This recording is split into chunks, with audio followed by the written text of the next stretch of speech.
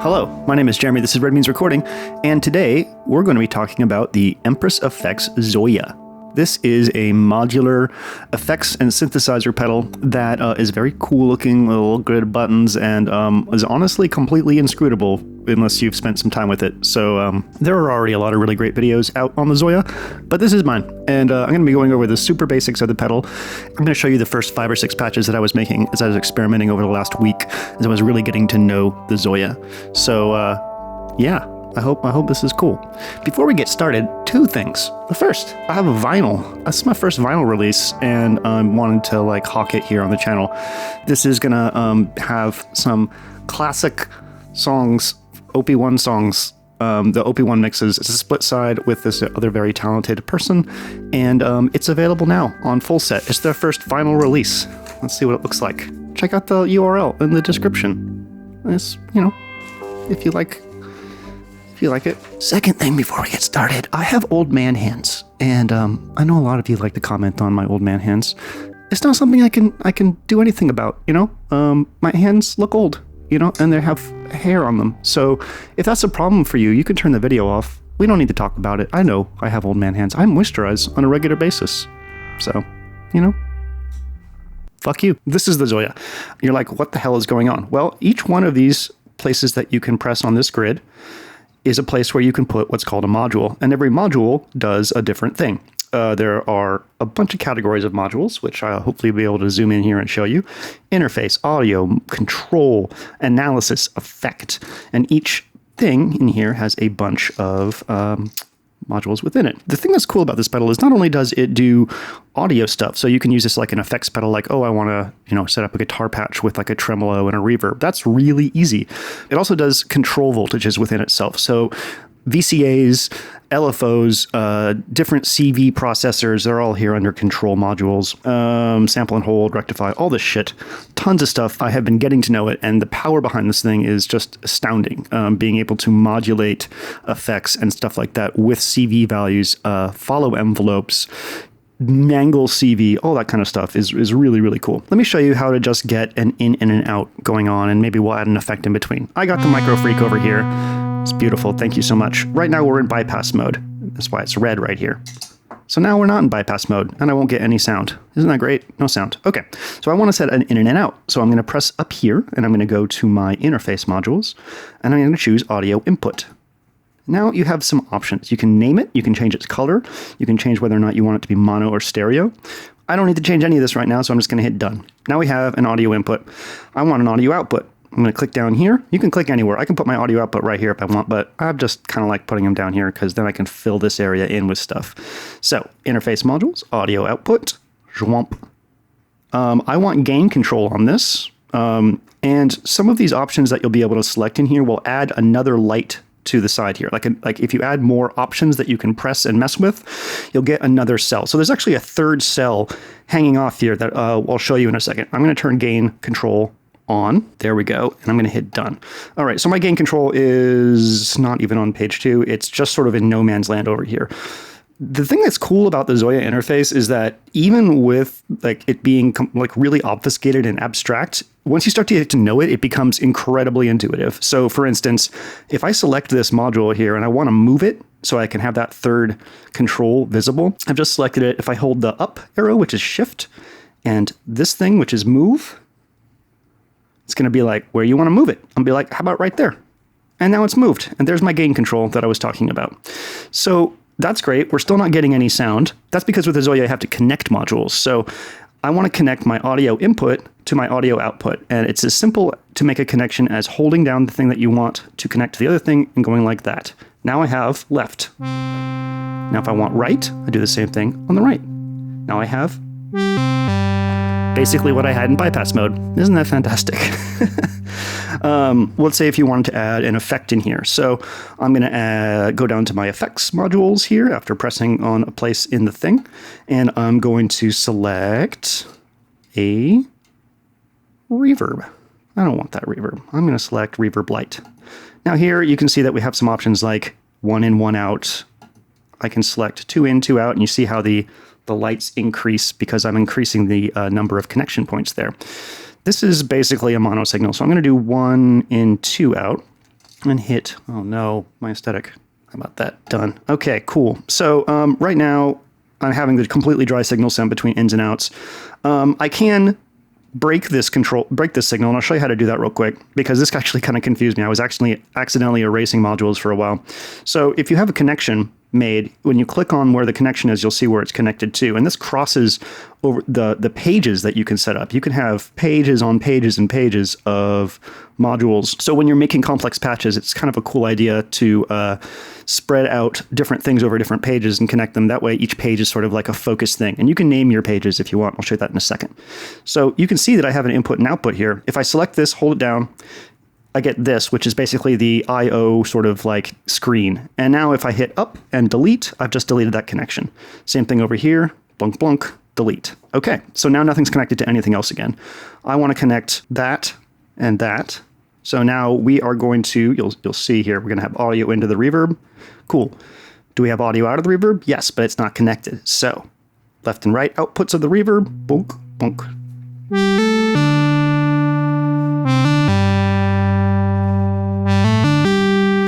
Now, this reverb has different controls on it. We have a mix control and we have a time control. So if you select one of those controls, you can adjust its parameter. So 50% mix, very long decay.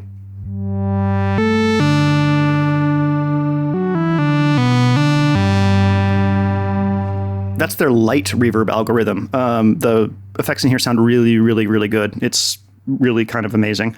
And you are limited to what you can do by the amount of CPU that's being used. So down here you can see a little percentage going on. And that's how much CPU is currently being used by the ZOIA to power this patch. So that is audio to audio. Let me just show you now how I could introduce control voltage into this thing. This does have the ability to make full-on synthesizers in it. And because there's basically modular CV controls, you can make semi-generative and Krell patches and all kinds of just really interesting things with it.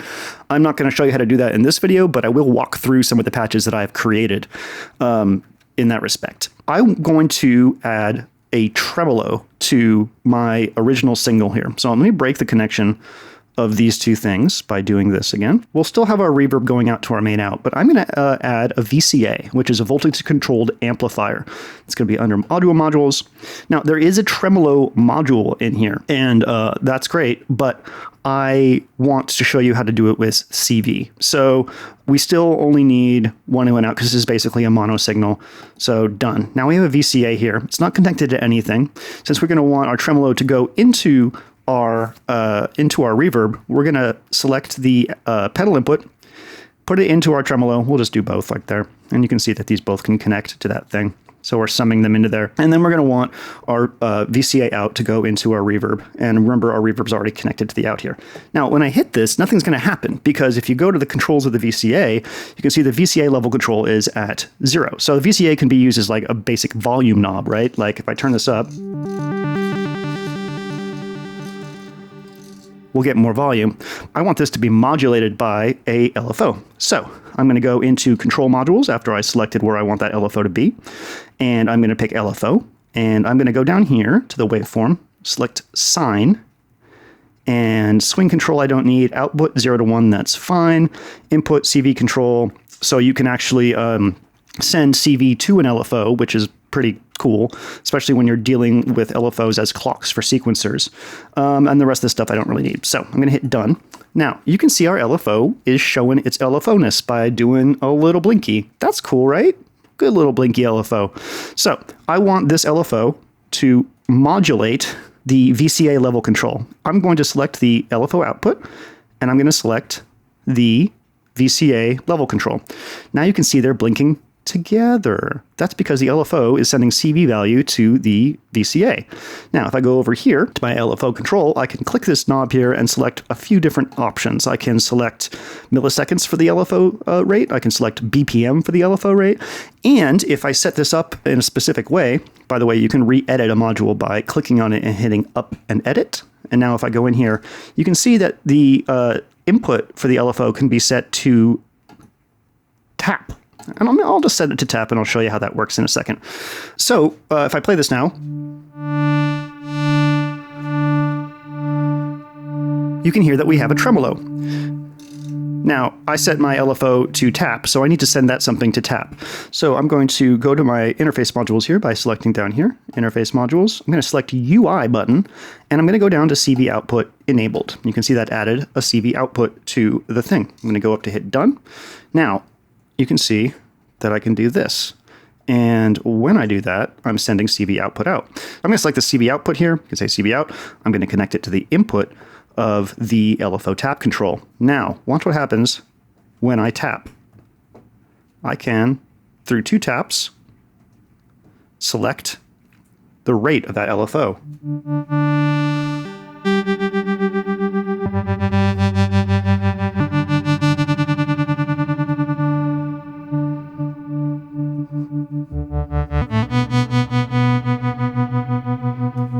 All right, so there's a basic patch on the ZOIA where I have both created an effect send and also I've modulated something with CV.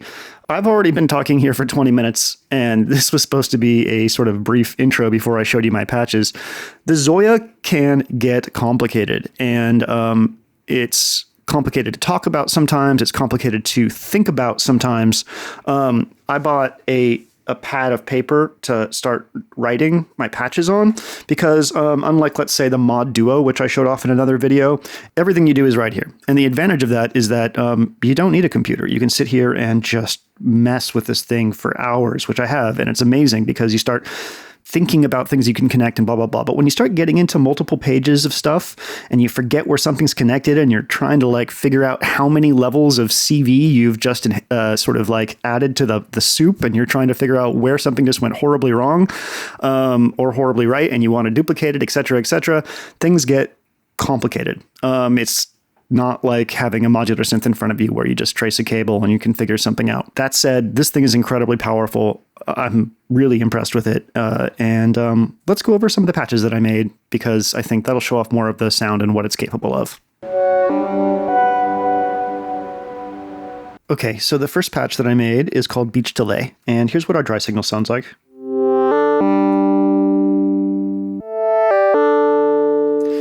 And here's what our wet signal sounds like.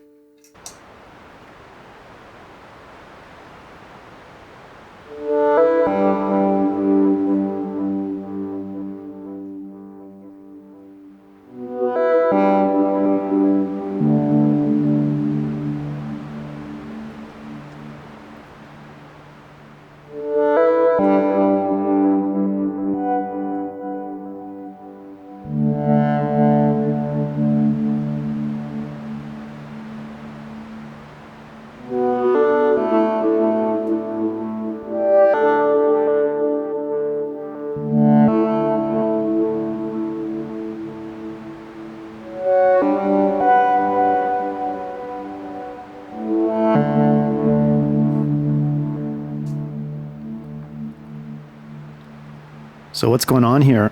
First page, we have a dual filter delay. So here's our input like we talked about before. Our input is attached to 2 filters here. Here's an audio filter 1. So it's a low pass filter. Here's audio filter 2. You can see that the cutoff frequency is modulating right there, which is what's giving it that sort of warbly sound. And those cutoff frequencies are modulated by 2 LFOs. So these 2 LFOs I could change the rate of if I wanted. But I like it slow because this is a chill patch. Oh no, my aesthetic. So the 2 outputs here are being sent to the left and right of a ping pong delay, which means that you're getting a stereo tremolo filter that's being sent to a ping pong delay and adding that ping pong sound, which is really nice. We also have a verb, and I just set this verb up on a second page, and I have a new audio input and audio output. So the verb is just its own thing. This is the hall reverb. And that's passing the dry signal, no filters, just directly into it. Now that white noise that you're hearing is on page 3 here, beach. So what this is 2 noise generators right here. It's just generating noise. You can see a big-ass noise thing right there.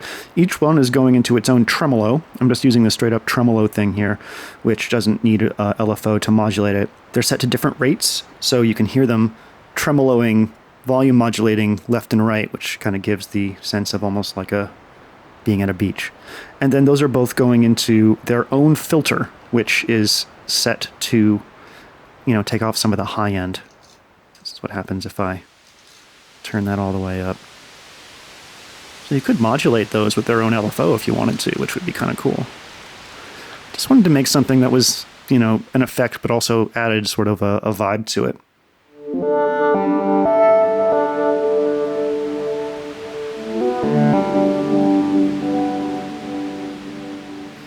So that's the first patch I made, beach delay. Let's go on to the next patch. The next patch is called Let's Grain, and this is a dual granulizer that's being modulated by a ton of LFOs. This is heavy on the processor. You can see I've hit almost 85 at the max here. So here's our dry signal.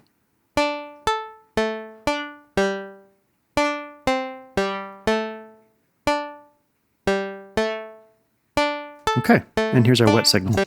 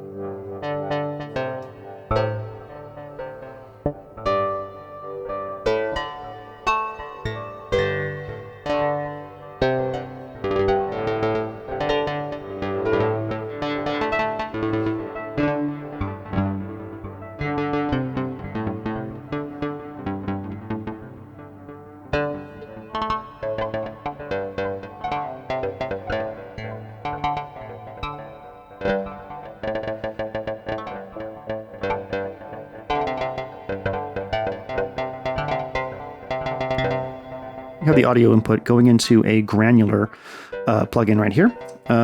That's what this is. Granular thing has grain size, grain position, grain density, and grain texture. You can change the pitch of the grains. You can have it running, which means that it is playing the live audio input into the granulizer, or you can have it frozen, which means that it's freezing a particular buffer of grain. Finally, you have your audio output, and I have bunch of LFOs here. I have one LFO here, excuse me, that is being assigned to grain position and grain density of 2 different things. The second granular thing is here, and it's attached to the right. So we have left and right going to 2 different granular modules. This one is also having grain density and grain position affected by LFOs. Granular module 1 is going into the left of this plate reverb. Granular module 2 is going into the right of that plate reverb. Over here we have a ping pong delay.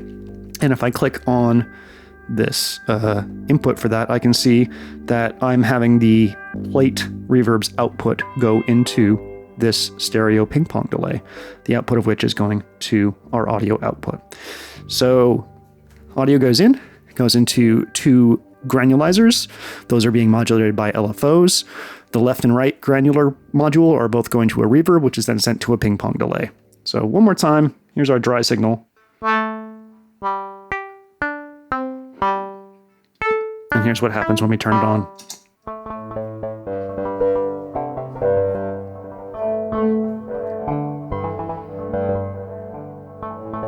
If I change this type over here,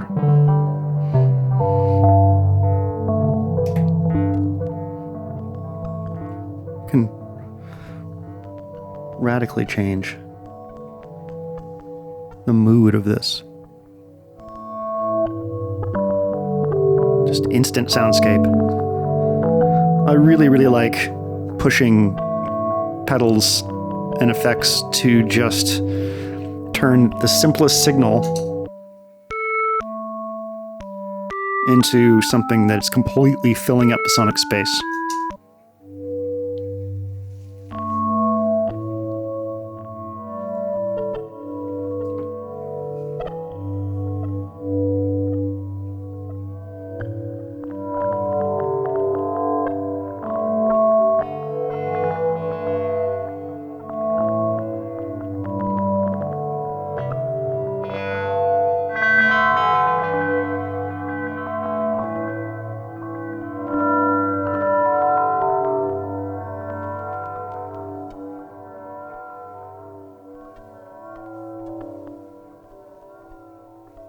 All right, cool. Let's check out the next one.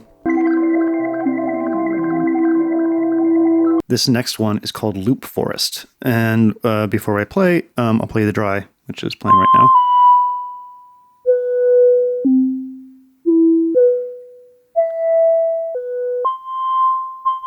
Cool.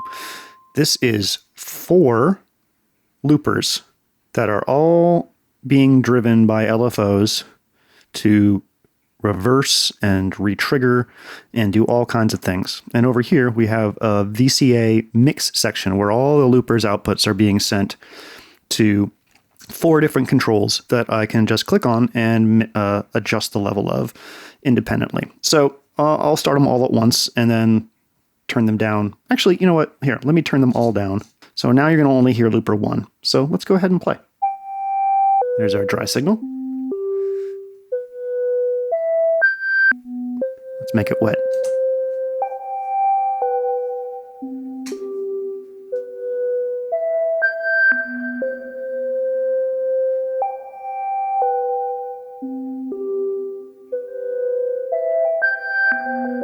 You can hear looper 1 just started kicking in. So each looper has an audio in. Here's its record. You can see it's being reset now and then because it's being affected by an LFO. Playback, looper stop and start, which you can also see is changing based on whether or not record is being hit by that LFO. The speed and pitch is just set. Now the start position is being messed with by an LFO right there. And then a panner, which is also being messed with by an LFO.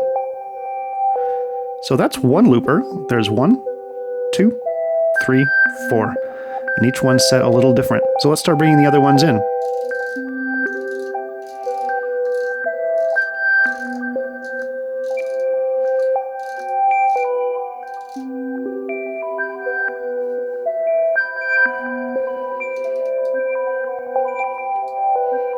There's looper 2.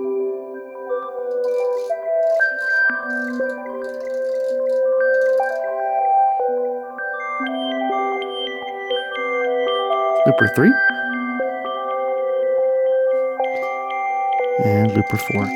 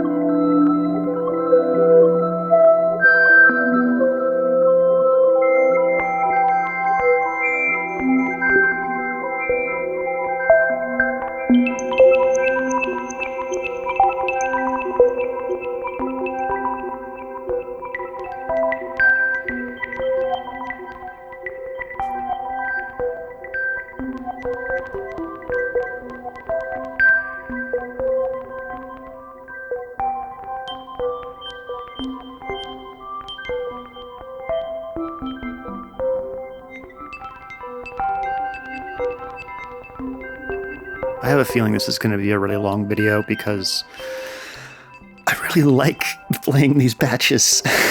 It's so freaking cool. All right, that was Loop Forest. I'm going to put all these patches on patchstorage.com. I think it's patch storage. I'll put the URL in the description so you all can download them for your ZOIA and enjoy them.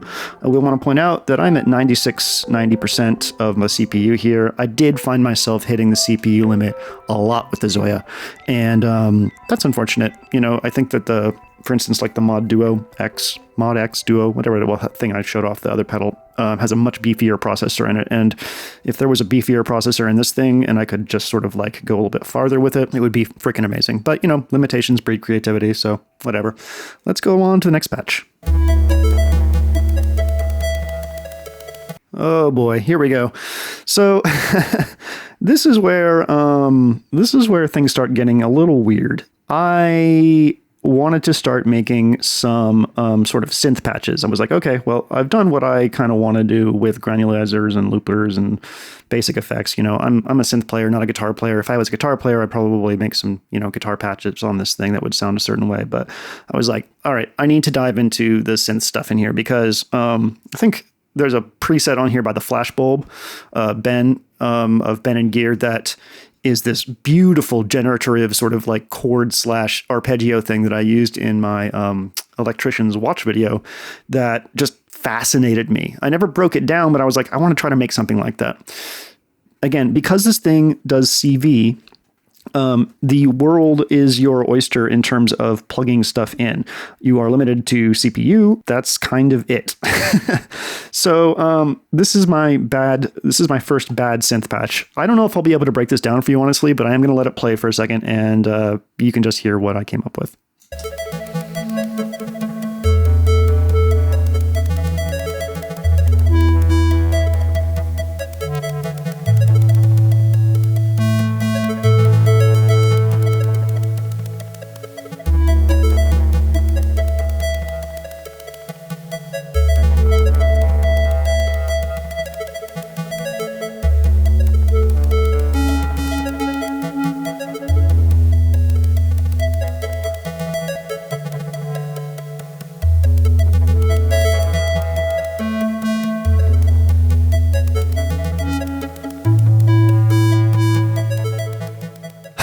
Yeah, I'm not going to be able to break that down for you. I will put the patch on patch storage, but basically I was trying to create something that each sequence had the ability to morph and change sort of on its own, and I wanted it to be chill and ambient, but it just kind of got away from me. There's too much going on here for me to actually figure out what I did. And this is when I realized that I needed a pad of paper to write stuff down on. So that's my first attempt at a synth patch. Let's go on to the second attempt. So after I failed kind of at what I was trying to do, I was like, oh yeah, there's a thing called the Krell patch, which is this famous sort of like self-propagating patch that that modular people like to mess around with, and there's a billion different ways you can do it. So this was my attempt at a Krell patch. I failed again at what I wanted to do. I have 3 synths here. Each one is sort of being fed by a random source. So you take the random module and you send an LFO to it, and every time the LFO clicks, the random module creates a random CV value. Those are being sent into a pitch quantizer. A pitch quantizer, let's see, can I find my pitch quantizer on here? There it is. Okay. This pitch quantizer is getting, see how it's the CV input of this pitch quantizer is sort of like rising and falling. That's because the random output is being sent to a slew limiter. So that would have sent stepped pitches to the pitch quantizer, which would have adhered the pitch to the key of whatever I choose, a natural minor. But I was like, that's too random. And so just randomly, I sent it to a slew limiter, which smooths out the incoming values and based on the rate here. And I can mess with that to show you. So see how that's now smoothed out? It's trying to smooth out those random values. When you send that to a pitch quantizer, what you end up getting is the sound of the pitch going up and down scales.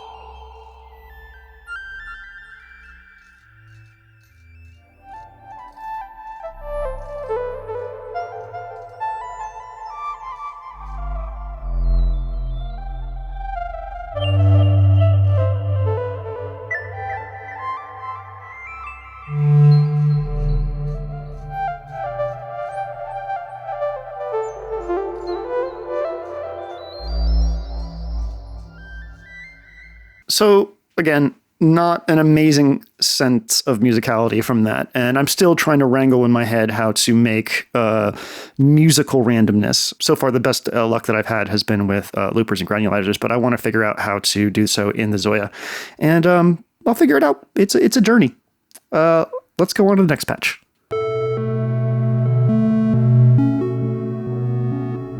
All right, this patch is called the Division, and what this has going on was my attempt at being very organized. I have 3 synths. I have my timing page, which is a bunch of clock dividers. A clock divider is something that you send a clock to, in this case an LFO, a master clock, which is sitting over here. Here's my master clock. I have a tap tempo set. So remember how I showed you, I don't know if I showed you at the beginning, but basically you can set up a UI button to tap a CV value. And when I tap that, it changes the clock for the entire project. And that's so on my first page here, I have control. This is my control page. These 3 pixels right here are just showing the rate of the 3 LFO outputs, which are going to be controlling the ADSR of my 3 synths. So this is just some nice visual feedback. Here we have our gain. Down here we have control for key and scale of the pitch quantizers for all 3 synths. This page has my effects, which is just a reverb and a delay. And then we have 3 synths. The basic way that you set up a synth on the ZOIA is by creating an oscillator. So there's my oscillator. Then you want to send it to a VCA, which is an voltage-controlled amplifier. It's going to be able to control volume. That VCA's volume is going to be modulated by the output of an ADSR, which is an envelope, attack, decay, sustain, release. And that's going to need a gate input. The gate input can be set by an LFO triggering up and down, or anything really. I mean, the clock dividers here are sending that to all the stuff. And then I have a bunch of like CV inverters and stuff like that to combine the clocks. So these clocks here, these clock dividers are sending clock out that I can do things with. So here's my sequence page. Those clock divider things are being sent into here, and they are being manipulated by combining clocks using CV flip-flops. So basically you have 0 and 1, which is your trigger. I have another clock beating into that with a CV flip-flop. It's flip-flopping the tempo, so those 2 are going to beat each other. So every once in a while, it's get a 0, every once in a while, I get a 1, and the 1 is what triggers the new note from the sequence. So yeah, a lot of stuff going on here. It's all sort of talking to each other, and I think this patch is the closest I've gotten to what I was looking for from that sort of Krellish, like, melodic thing. So let's go ahead and listen to it.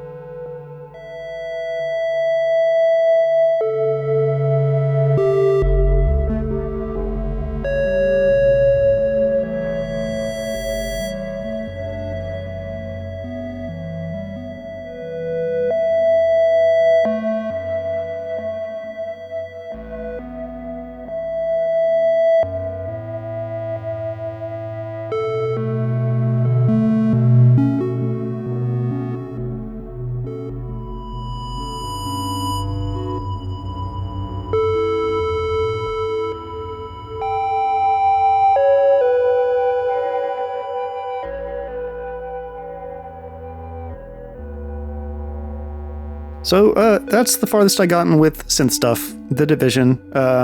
You can set this thing up to play. You can put up a keyboard, or you can put a keyboard on the grid itself, and you can make just an actual synthesizer that you can play. But my interest is creating, again, something that just plays itself, and that's what we have here. One more patch. This one's one of my favorites, yeah, let's check it out.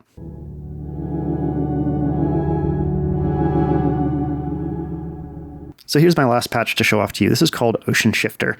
So what you're seeing right here is a page I call Pretty. These 4 columns are duplicated pixels. There's an interface module called Pixel that can take CV input and display fading in and out based on that CV input. Each one of these columns this has nothing to do with any audio passing through it. This is just to give you a visual representation of 4 pitch shifters, which are here. These 4 pitch shifters are being manipulated by LFOs. Their VCA is. So the signal is coming in. Here's our signal. Really quiet, right? But I'll show you why. It's not going to sound like anything. But each one of these pitch shifters is set to a different pitch. I have -12, I have a 7th, I have an octave up, and then I have an octave plus 2 semitones. Each one of these, this one's going to go to the left channel, this one's going to the left channel, this one's going to the right channel, and this one's going to the right channel. And their VCA level control, or their volume, is being manipulated by these 4 LFOs. On this first page here, at the top, I have set a value button. And these 4 values are sending a signal to the LFO. If I turn this up, you're going to see this flash more. That's because it's turning the value for that particular pitch shifter's LFO modulation up and down. Pretty page. This is our I/O input. And what we have here is the wet signal output. Oh, excuse me. This is the dry signal output. And this is the wet signal output. And they have gain controls for each. On this page, we have our shifters, like we already talked about. And on this page, we have a reverb. This patch is taxing the machine almost 100%. I wanted to do a couple other things with it, but I could not. This is the most expensive patch in terms of CPU that I was able to make. So again, here's our dry signal. Doesn't sound like anything, right? Let's make it cool.